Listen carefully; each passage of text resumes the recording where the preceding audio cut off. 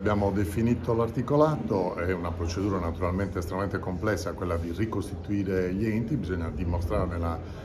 reale esigenza, e in questo caso l'esigenza è concreta. 20 anni senza l'isola hanno significato quasi perdere una generazione, e la cesura generazionale è l'evento peggiore che si può creare nell'artigianato, perché sono produzioni, saperi che si tramandano di padre in figlio o di madre in figlia. Oggi abbiamo avuto il parere favorevole dell'ufficio legislativo sull'articolato, manca quello finanziario che insomma prevederemo di impegnarlo col bilancio, e quindi siamo sconto entro la fine dell'anno di portare il disegno di legge in giunta, e poi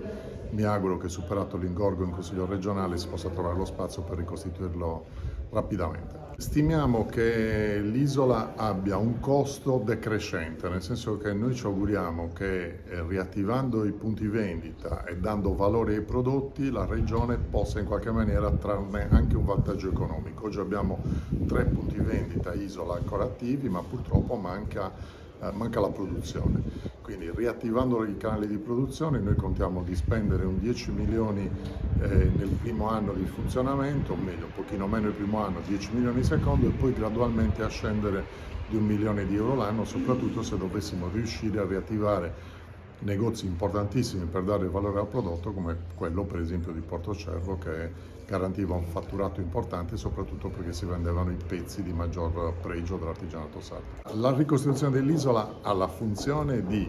tutelare le produzioni in primis,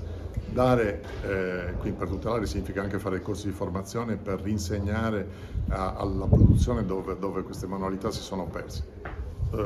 Tutela quindi in primis, produzione, assistenza alla produzione, che non deve essere più realizzata attraverso centri pilota, perché abbiamo visto che il lavoro artigiano, se viene industrializzato, porta normalmente alla chiusura e al fallimento delle produzioni, proprio